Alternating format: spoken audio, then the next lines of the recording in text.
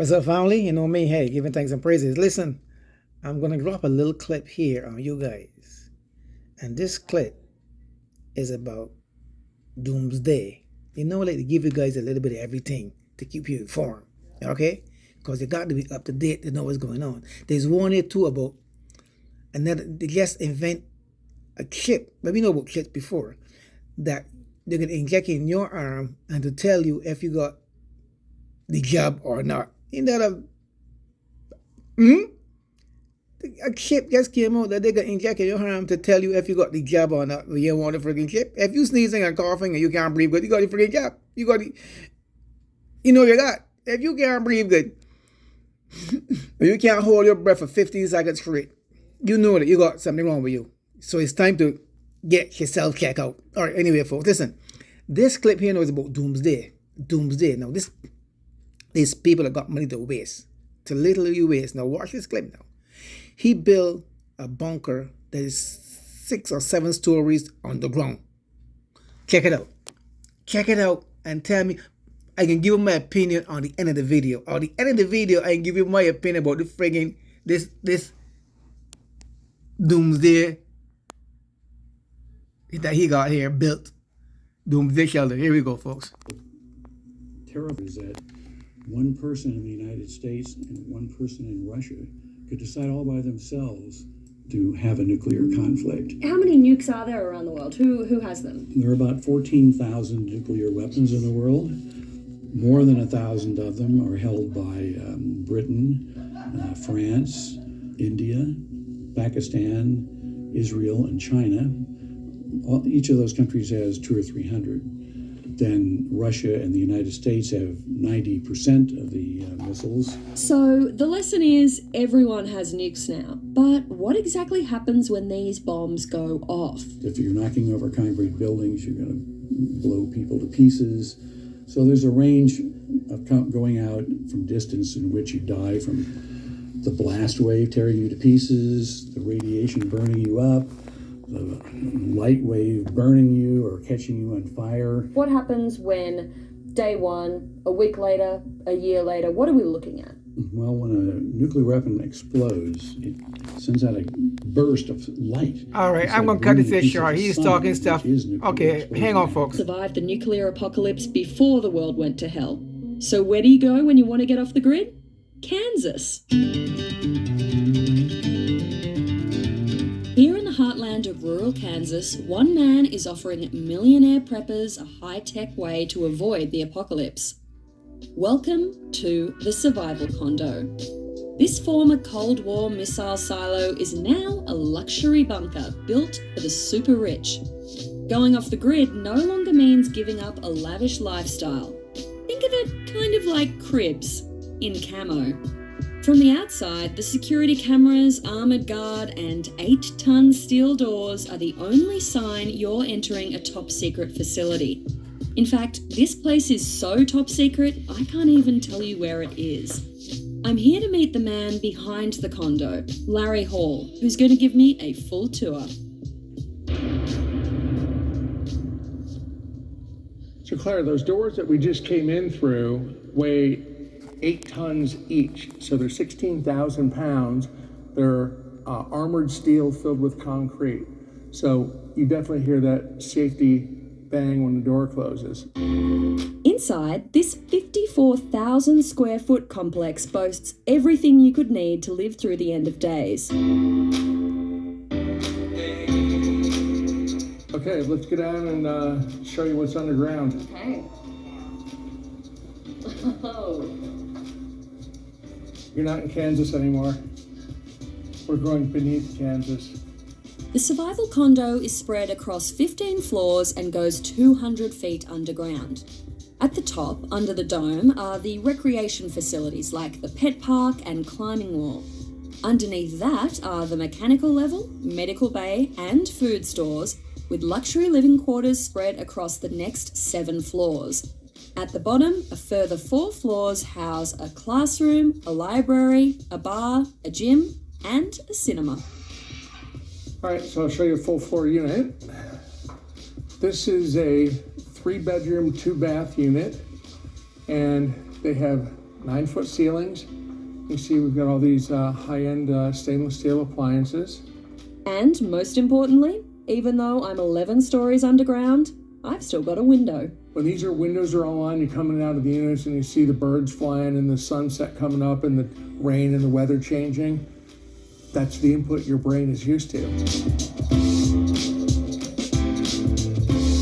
If you look in here, you can see that there's the bidet toilets, and we have a jacuzzi tub and a shower with the side jets. Why do you have bidet toilets instead of regular toilets? Well, interestingly, we did a little calculation, and the max occupancy for this facility is 75 people. And if we put toilet paper for 75 people for 5 years, that volume of toilet paper would take an entire floor to store just toilet paper. And that square footage costs about $3 million to build. Okay, So, bidet it is. Bidet it is. Bidet it is.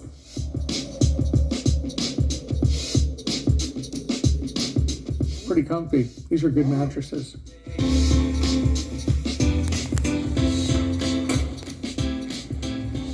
Welcome to the paradise of the beach. It's a saltwater pool. It's completely computer controlled. The pool is kept at 82 degrees. People do not expect to see a resort pool in an underground bunker. And we get drop jaws every time they go, "Are you kidding me?" Another thing I wasn't expecting underground, so much space. You've got a 24-foot rock climbing wall. This is a fun room. This is an indoor shooting range. You can come down here and shoot everything from handguns up to .308 caliber sniper rifles in here. So under proper supervision. Of course. So we have properly trained people. Theater and lounge level.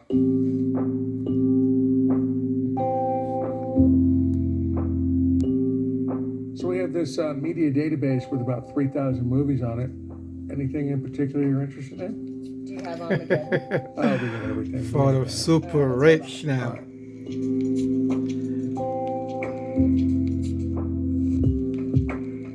But the apocalypse isn't all fun and games. There's a schoolroom in the bunker so kids from K through 12 can take self-guided lessons on brand new iMacs. And because this is the 21st century, there's no worries if the internet goes out.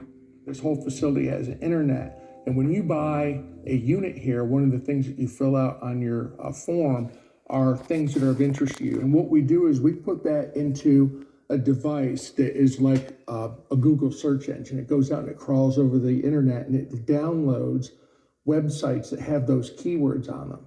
They're also Skype enabled. So when we bring our second silo online, they're going to be connected with a microwave link. And the kids in this elementary classroom could see the kids in the other elementary classroom. They can talk live, and so they don't feel like they're alone. Down on the store level, there's an aquaculture setup that can be used for raising fish and hydroponics for growing organic vegetables. You can have salad daily with this kind of setup. Oh, yeah. Great, it's healthy. Yeah. So we'll have tomatoes, onions, different kinds of lettuces, some kale, blueberries, strawberries, blackberries. But even without that, there's still loads, and I mean loads, of stockpiled food. This really satisfies my prepper mode inside of me. I feel very safe surrounded by tins of food. The silo is also kitted out with high-tech equipment to keep everyone in here alive for years. Backup fuel stores, a water filtration system, and even a system that scrubs volcanic ash out of the air, just in case. So if, let's say, Yellowstone were to erupt, the scientists predict that we could have 4 to 5 feet of volcanic ash here. Well, that amount of debris in the air would overwhelm our air and NBC filters. So that pre-filter would come on and it takes all of volcanic ash out of the air. Okay, so I'm not going to die in a supervolcano situation. Not here. You're good. Originally built during the Cuban Missile Crisis in the 1960s, this Atlas missile silo was designed to withstand the launch of America's ICBMs. But turns out designing something to withstand a nuclear launch also makes it really good for withstanding a nuclear blast. It took Larry Hall and his team about 9 months to clear out all that missile gear before doubling the amount of concrete in the bunker and then fitting it out with the luxuries we see today. So this here is a 9-foot thick reinforced wall, reinforced with steel, and this was here when they built the original missile silo. What can you throw at it? It was engineered to withstand a 10-kiloton nuclear warhead detonated within a half mile, and that would produce a shock wave that would travel 2,000 miles an hour. So it can withstand anything up to and including a 2,000 mile an hour shock wave. What's the longest I could live down underground for? It was engineered to be able to be off-grid indefinitely. We've got 5 different power sources, including a wind turbine and geothermal systems. So the limit is really, most practically, 3 to 5 years. That may or may not be enough time to ride out the apocalypse. A nuclear winter can last for months or years. And even after that, you're returning to a world with an altered climate, a depleted ozone layer, and a drastically reduced food supply. To get an idea of just how safe it is to live inside this bunker, I visited its very low-tech cousin down the road. Here, Hall has a second missile silo earmarked for a future survival condo. But aside from the new concrete floors, this place hasn't really changed since the Cold War. This is the elevator shaft. Check that out.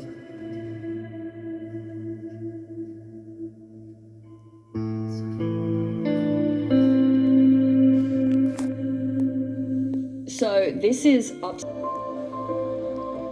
What kind of people have bought here? All of our people are self-made millionaires. They're very successful. Doctors, engineers, lawyers, international business people. Almost all of them have children, and they're concerned about the what-if scenario. Like every year, it's like whether it was Superstorm Sandy or global climate change, food shortages, economic collapse, meteor impact, solar flares. You're listing my nightmares. Exactly. If those are the kind of things that bother you, this is the kind of facility it takes to not worry about those.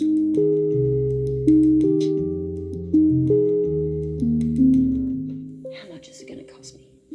Well, the half-floor units start right around $1 million and go up to $1.5 million. And then we have a full-floor unit. You're going to spend anywhere between $2.5 and $3 million for a full floor. Most of us don't have $1 million lying around to spend on a survival condo. And let's be honest, signing the deed on one of these doesn't guarantee you'll survive a nuclear winter, or any apocalyptic scenario for that matter.